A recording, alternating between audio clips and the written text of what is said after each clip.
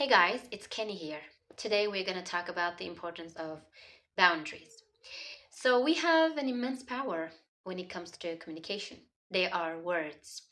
We are allowed to express how we want to be treated, how we want to be seen. And we do this through our boundaries. We let people know what we like, what we don't like, because setting boundaries is not bad. Setting boundaries is a foundation of a healthy and long lasting relationship. Especially in romantic relationships, you should let your partner know what you will tolerate or you won't tolerate. Otherwise, it can cause you feeling drained. And especially in the beginning of a romantic relationship.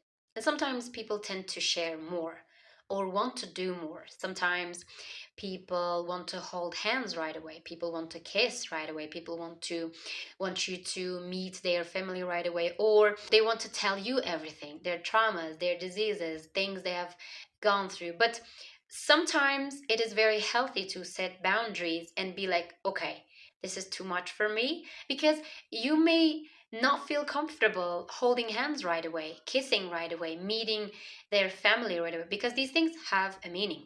And you may also not feel comfortable with listening to someone's traumas all the time, or tell them about your darkest fears or deepest desires right away. And setting boundaries isn't something bad, and you should never feel guilty because you have set boundaries, because it is the other person who should understand that you have something that you are comfortable with and you have something that you are not comfortable with, because it requires a mental capacity to understand that, oh, that person does not like this, without feeling defensive, without being passive aggressive. Sometimes when you let people know about your boundaries, they can take it personally. But the thing is, we're not coming from the same places, we're not coming from the same houses, we didn't have the same family dynamics growing up, and we all have different struggles, different traumas.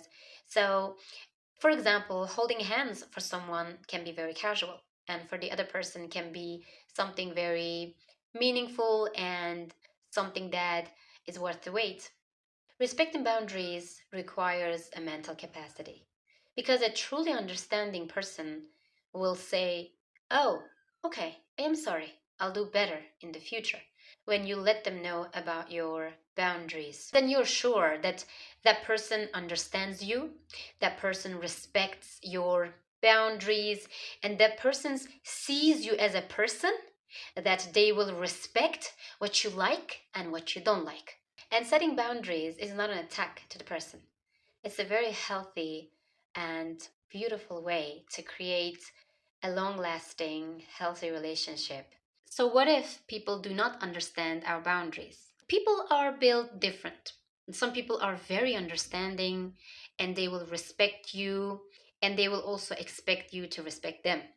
And some people, on the other hand, are very narrow minded and they get very aggressive and very defensive, and they will even guilt trip you into doing things that you said you wouldn't but end up doing anyway.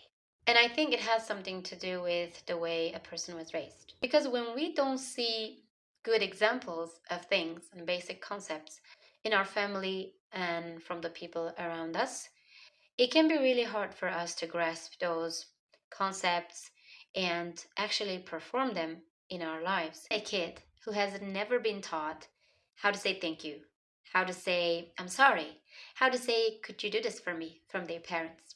It can be really hard for the kid to use these expressions in their lives with the interactions that they have with other people. And then people will think that that person is very rude because they never say thank you. They never say I'm sorry when they're mistaken. And the second example would be, imagine a house. In that house, no one really cares about the other person's personal space.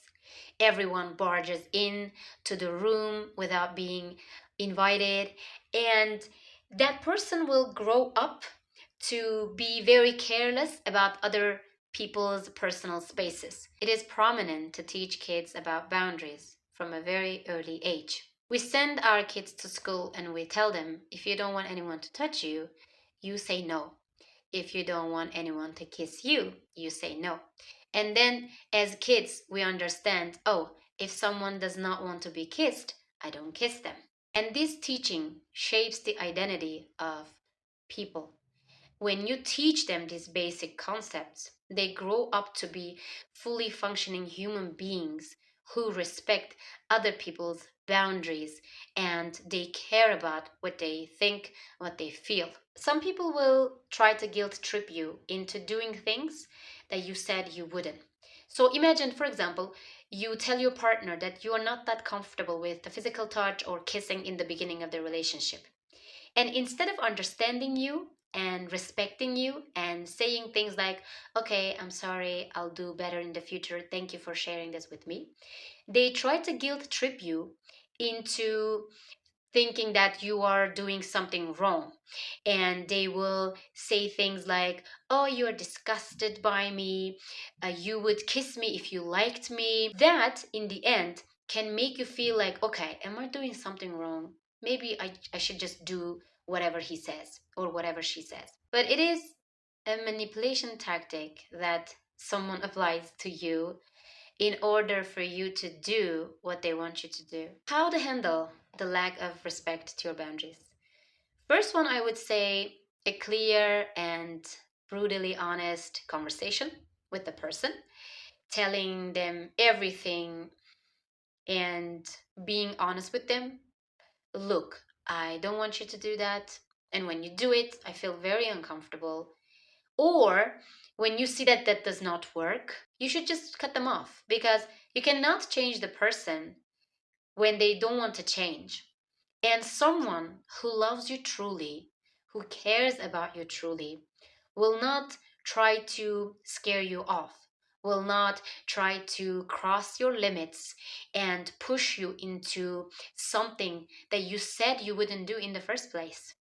Stay safe.